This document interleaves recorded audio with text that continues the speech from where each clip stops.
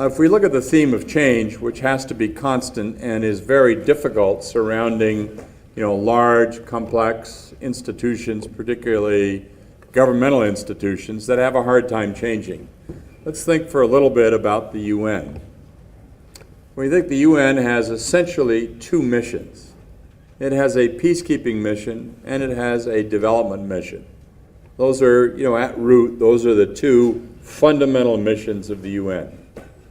The Secretary General has done a terrific job, and the UN continues to do a good job of trying to make sure that that peacekeeping presence is held to a minimum, but is effective around the world, that is not getting in cases of abuse around the world, but rather is doing the sorts of things that we expect it to do. And I think in large part, people really think that the UN has kept up with the change there. The development side, is a constant shift because the world is changing so rapidly. To think about development, the UN, under this Secretary General, in my view, has really begun to pick a number of new themes that are absolutely essential. Women, that Ambassador Rice mentioned, his real focus on that, terribly important, and the role that women play in this, getting the UN to really adopt and internalize this, slowly but surely happening. A focus on energy. You can't possibly do development without doing energy, and yet for 60 years, the UN was precluded from doing it essentially by the US and the Saudis, who said that's our sandbox, the UN can't get into this. How can you reach, for example, the MDGs without energy? How can you really think about access to the 21st century without people having access to electricity? So the UN has begun a new commitment on universal access to energy, a very important set of changes. The commitments to human rights that characterized many of the questions here, so extremely important, and the US has been a wonderful leader on that front, continuing to push on those sorts of changes. So there are a variety of institutional changes that the UN is making on the development side. Finally, and we're particularly proud and engaged in this, the UN has come to understand that it can't do a lot of these things by itself. This is not 50 years ago or 60 years ago or 40 years ago when governmental institutions dominated the scene, and it was governmental institutions that carried out these missions. The UN is now reaching very aggressively into a whole series of partnerships. It is learning how to do that. As little as 10 or 15 years ago, it was almost impossible legally for the UN to do it. Now there are partnership offices in all of the major agencies, lots of activity there, and an increasing number of international institutions wanting to join with the UN in common cause. It is a terrific set of developments. But this kind of change, and I think that this Secretary General embodies much of this change and has been leading much of it. And we have to continue to work on that. We have to continue to press, for example, a reform of the way in which the UN does its personnel processes. They're still awkward and very, very difficult. They still take much too long, and the UN is about to go through a huge turnover of personnel with retirement, so lots of opportunity, or it could be done very badly. So, these are the kinds of constant change that go on. If that's true at the UN, we have also at the UN Foundation gone through significant change ourselves. As I think all of you know, we began as quite a traditional foundation, making grants in a lot of places on the basic assumption that if we made grants to projects around the world, those would have virtue by themselves. Maybe they'd be picked up by others, they'd be copied, that we would do a lot of good on that front.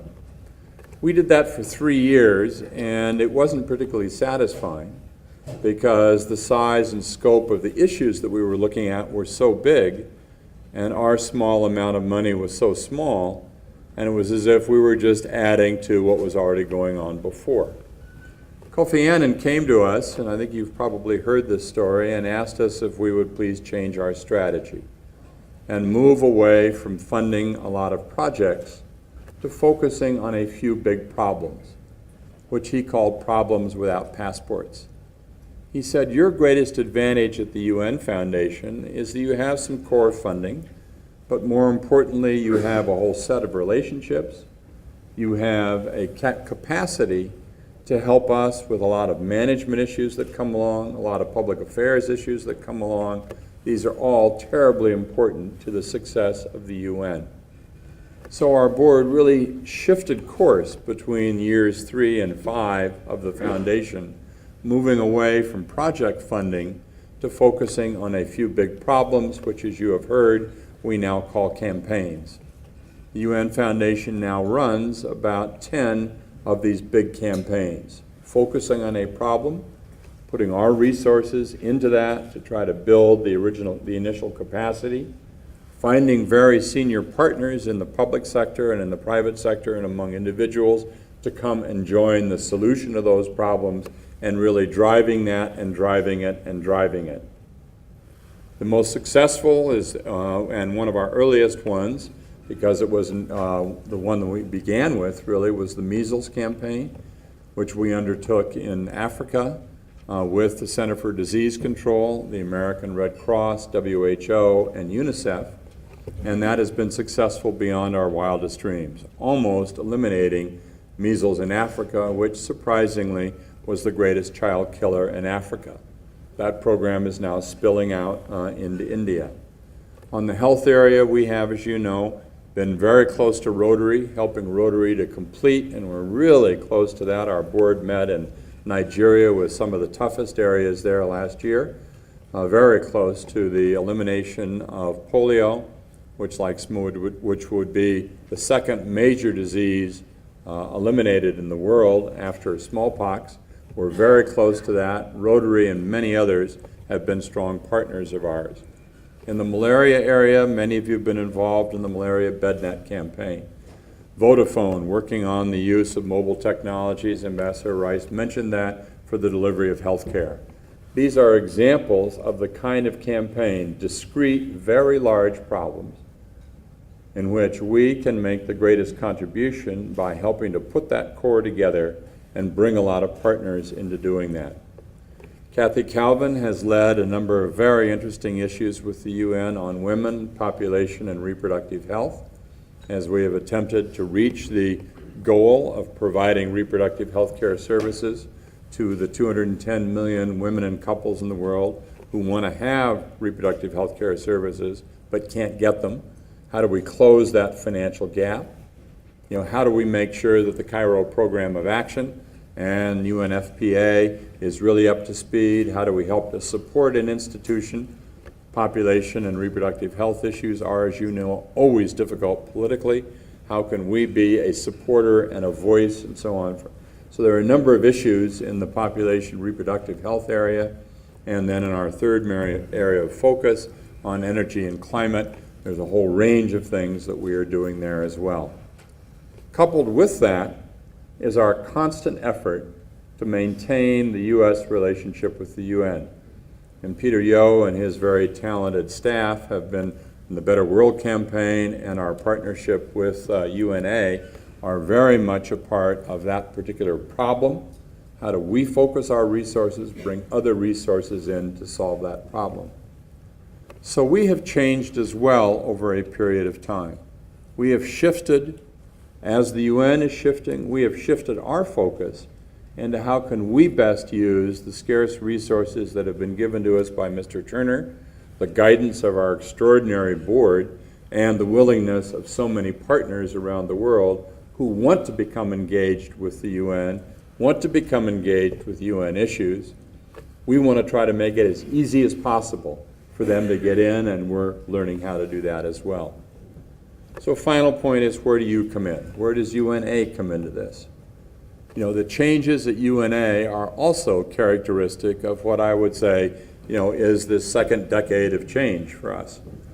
We're changing in terms of the relationship between you and the United Nations Foundation. Patrick is working very hard to strengthen the chapters. You're going to be working together on how does the mission of the chapters, in addition to being a voice for the UN, how can we engage the chapters in such a way that people feel a real connection themselves with the UN? How do we do that? Does measles do that? Does Nothing But Nets do that? Does Girl Up do that? Are there ways in which we can broadly expand the capacity of individuals to say, hey, there's this huge institution up there. There are these massive global problems. How can I relate to it? How do we draw that connection? That's, I think, the most important change that we have to bring together, to the American public so they feel much closer to the UN and to the wonderful missions, vision, and idealism of the UN. That's something that we all have to do together. And that's something that we look forward to working with you. I think there are 65 chapters represented here. There are a few more than that around the country. What we want to do is to try to expand and broaden that.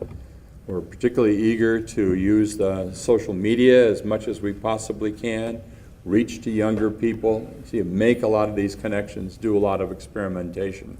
It's a big job, but we all have a big job for change, and that's the comment that I wanted to make.